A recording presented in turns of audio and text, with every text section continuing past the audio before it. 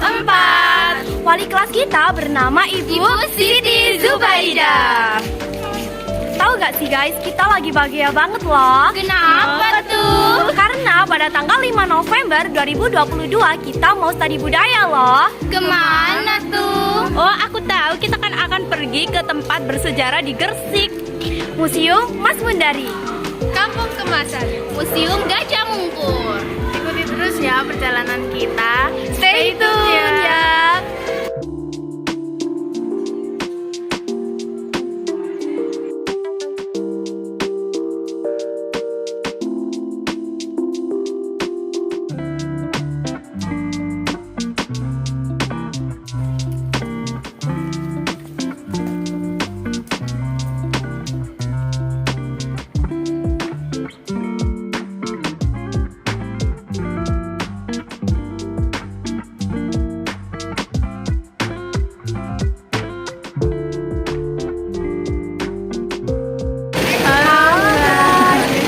Kita udah mau berangkat loh. Stay tune ya. Bye-bye.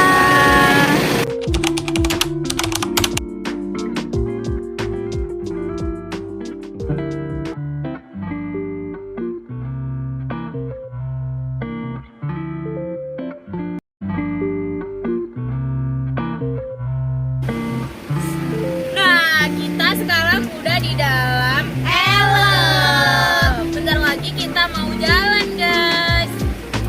Yuk, ya. Guys, mari jalan. Mari kita jalan.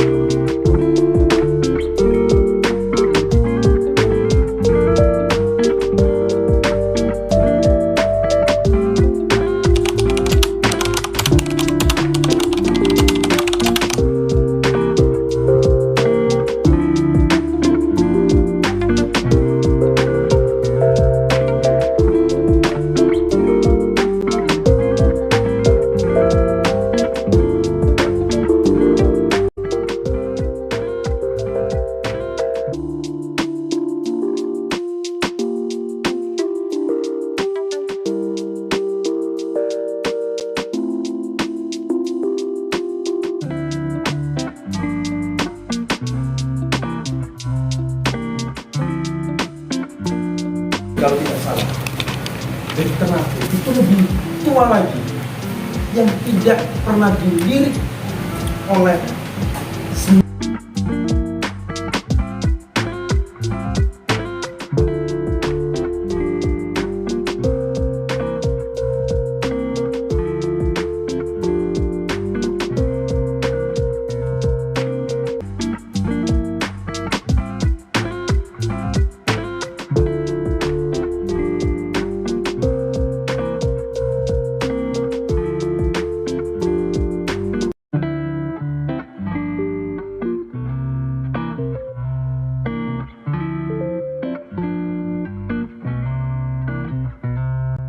Hai guys, di sini aku udah berada di ruangan Gresinesia dan di dalam ada beberapa lukisan-lukisan Mas Mundari.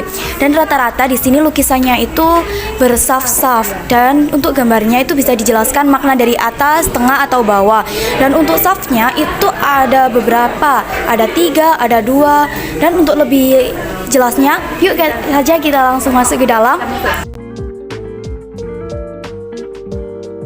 Misi Kak. Di sini sebelumnya perkenalkan, nama aku Pipit. Mungkin kakak sendiri bisa memperkenalkan nama kakak terlebih dahulu. Terima kasih, perkenalkan nama saya Raja Iqbal Islami. Saya dari Yayasan Gang Sebelah, mewakili Museum Mas Mundari. Kemudian Oh ya kak, mungkin bisa kakak jelaskan lukisan-lukisan Mas Mundari ini dari bentuk, kenapa ada yang bersaf, ada yang satu aja. Ya. jadi sebelumnya di Gresinesia ini kebanyakan lukisan-lukisan yang dipamerkan ini adalah karya dari Mas Mundari yang diarsipkan oleh almarhum Pak Imang Awe. Akhirnya dibentuk menjadi ruang Oma Damar itu sendiri, tempat Oma Damar. Akhirnya kami bekerjasama menjadi Gresinesia di Oma Damar. Nah, kebanyakan dari lukisan Mas Mundari memang ada bisa dikatakan bersaf-saf, bagian atas bagian bawah, karena memang itulah cara Mbak Mas Mundari bercerita seperti itu. Oh iya Kak. Kalau boleh tahu Mbak Mas Mundari itu kalau melukis itu membuat terinspirasi dari apa? Dari yang dilihat beliau itu dari mananya gitu sehingga bisa muncul lukisan-lukisan yang seperti ini. Jadi begitu juga para seniman pada umumnya, Mbak Mas Mundari ini juga melukis apa yang dilihat dan sesuai dengan zamannya. Jadi seperti kampung Menduran, kemudian ada yang perikanan karena dia juga hidup di kampung nelayan, pernah hidup di kampung nelayan. Kemudian ada yang Ancol karena beliau juga pernah di Ancol. Nah, karena memang gambaran-gambaran dia itu gambaran-gambaran bercerita, tidak bisa dikatakan juga sebagai relief, ya, tidak bisa juga dikatakan seperti di relief-relief Candi Borobudur. Memang cara beliau itu bercerita melalui lukisan. Gitu. Terima kasih ya Kak Raja. Sama-sama. Ya, permisi Kak. Monggo. Nah, bisa dijelaskan dari penjelasan Kak Raja tersebut bahwa Mbah Mas Mundari itu menceritakan kebudayaan yang ada di Kabupaten Gresik melewati lukisan-lukisannya. Yuk ikut saya ke bawah, dan di bawah saya akan menjelaskan ada 2 lukisan yang memiliki makna beberapa tentang kegiatan-kegiatan yang ada di Kota Gresik.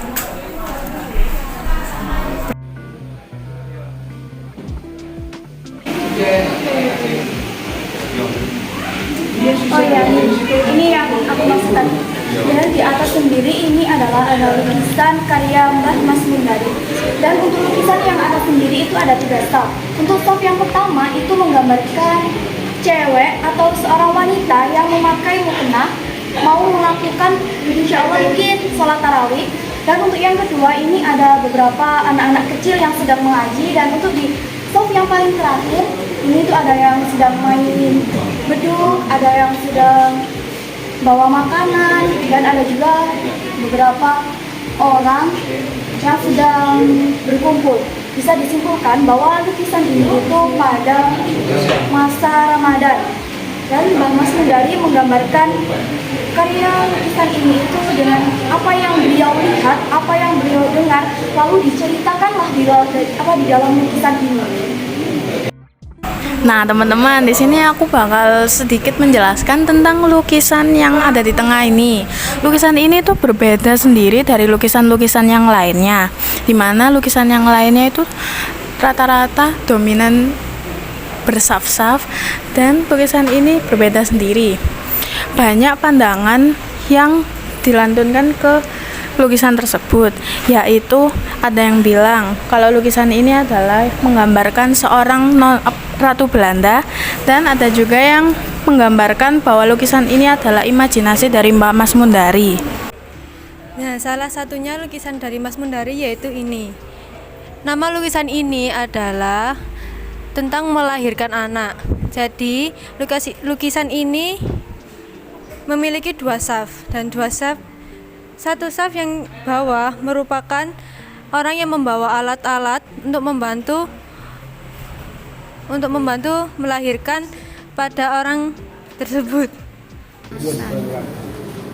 Halo guys, sekarang kita akan menuju ke lokasi yang selanjutnya, Kampung Kemasan. Let's go.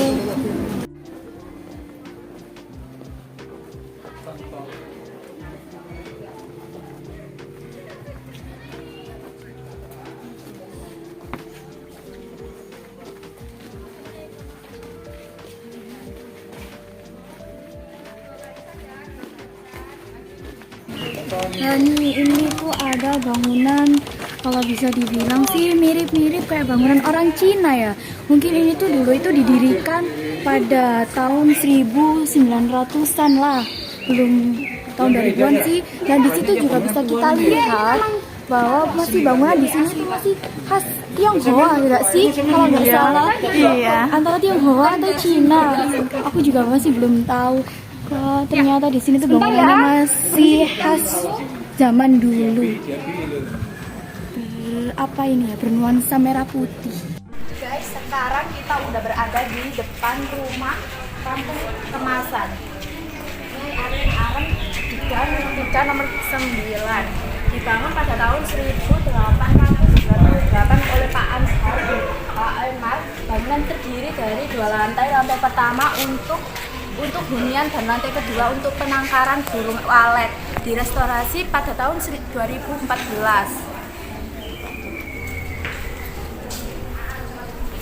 Hai guys, jadi kita sekarang mau menuju ke lokasi yang ketiga, yaitu Gajah Mungkur.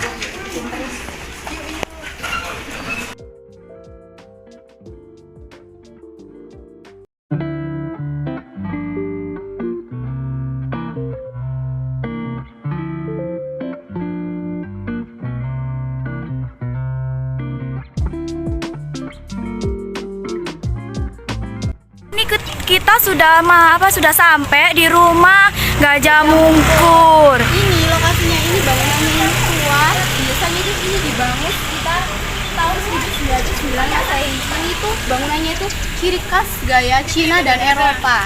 Kita langsung lihat aja.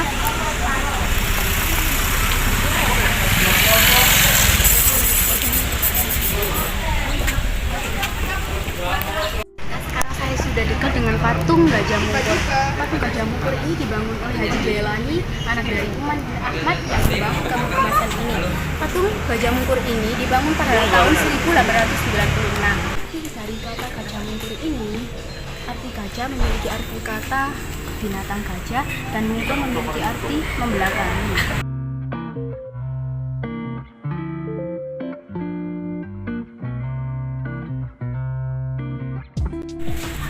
Oke guys, sekarang kita sudah berada di rumah Gajah Mungkur. Ayo kita masuk.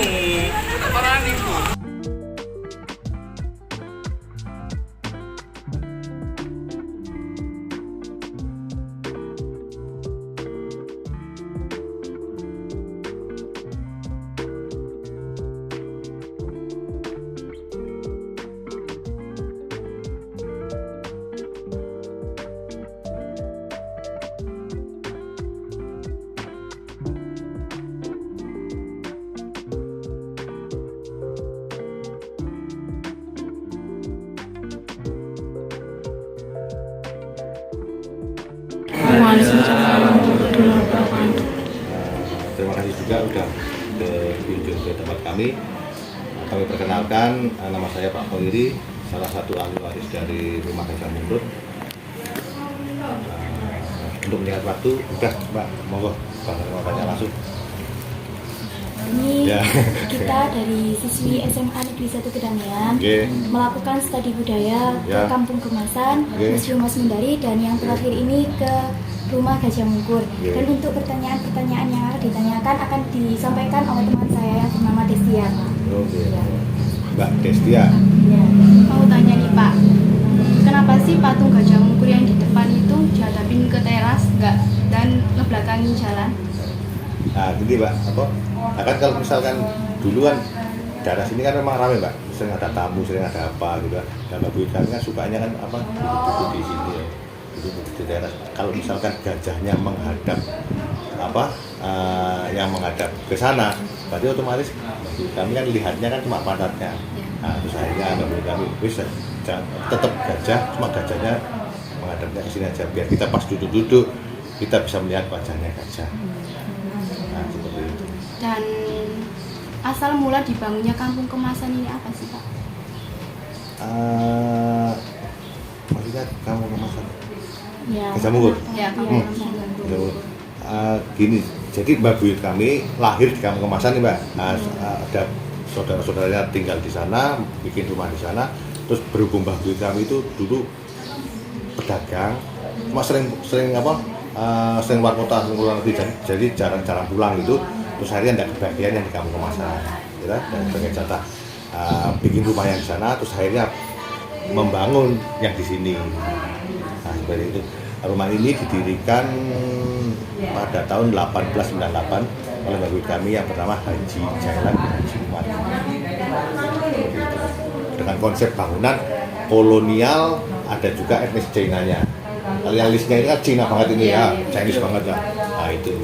Kalau kaca-kacanya ini, kaca ini semua. Kalau orang sekarang menyebutnya itu kaca patri, itu memang khusus pesen dari Belanda. Itu masih ada tulisannya Bovi Dorot. Bovi Dorot itu perusahaan kacanya. bawahnya ada apa Bovi Dorot Golan. Nah, jadi kalau ini yang apa B Umar itu jadi Haji Jailan bin Umar. Sampai belakang itu semua apa sama semua kaca-kacanya. Dan di sini juga saya melihat ada beberapa batik ya Pak ya. Oke. Apa Pak ciri khas dari batik ini? Kalau batik ini mengusung motifnya tentang kearifan lokal yang ada di Gresik. Jadi apa Rusabawe ada Marburung, Bandeng, Jubung, Budak. Terus tapi yang tidak ada di brand motif batik lain yang ada di Gresik yaitu motif rumah Gajah Mungkur sama patung Gajah Mungkur tidak ada. Nah, soalnya itu kan memang milik kita dan kita kabupaten kan. Itu. Ya, terima kasih ya Pak. Oh iya, di sini saya juga mau bertanya Pak, apa yang melatar belakangi menciptakan batik-batik yang seperti ini Pak? Sebenarnya batik itu sudah ada sejak zaman Mbah Buyut kami itu sudah ada salah satu usahanya Mbah Buyut kami ya batik itu tadi sekarang yang masih bertahan di batik sama sarang burung walet ya dilatih dua ya, ada. Mungkin dari teman-teman semuanya ada yang ditanyakan, monggo. Oke monggo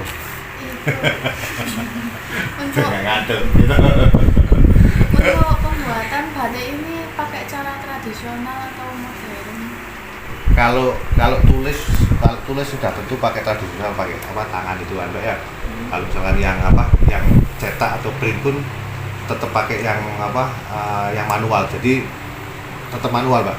Kalau sekarang kan ada tuh Mbak yang ya jadi kalau yang mesin itu tinggal dipetek ini kainnya yang muter. Nah itu yang pakai mesin. Kalau punya kita itu masih manual, masih manual. Mau tanya, apakah Gajah Mungkur ini ada duplikatnya di Solo? Jadi kalau yang di Solo itu bangunannya aja, terus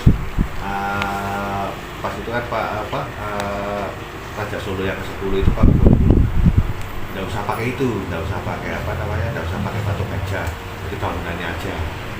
Seperti itu. Kalau yang di perlimaan itu nggak tahu itu gajah apa bukan, nggak tahu dulu saya. Karena barangkali tahu monggo. Gitu.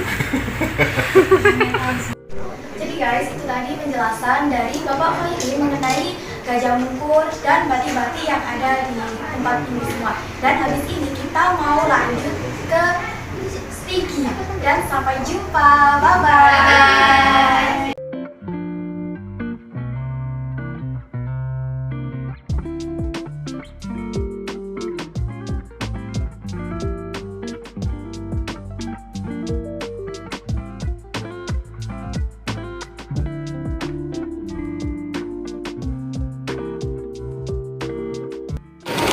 Hai guys, jadi kita udah sampai di Stigi. Halo.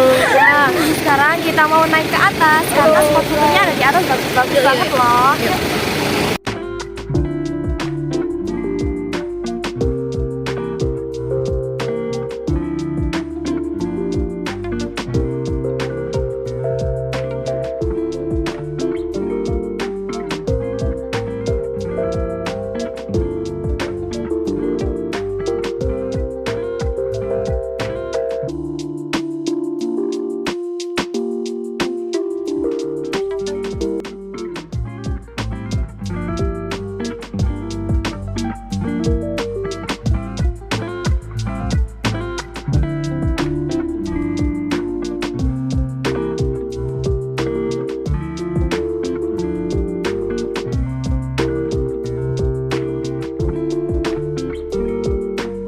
Oke guys, jadi kita udah di atas bukit.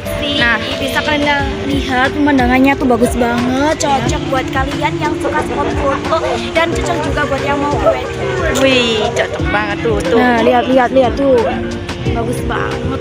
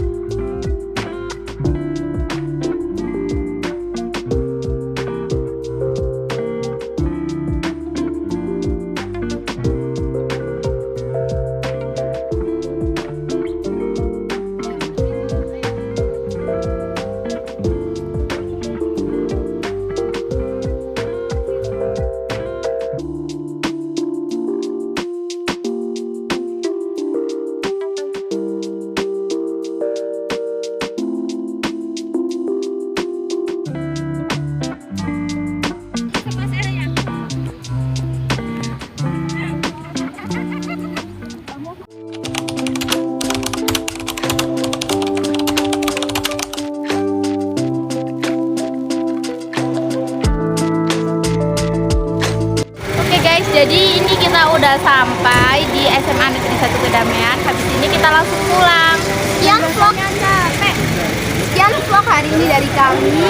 See you next time. Bye bye.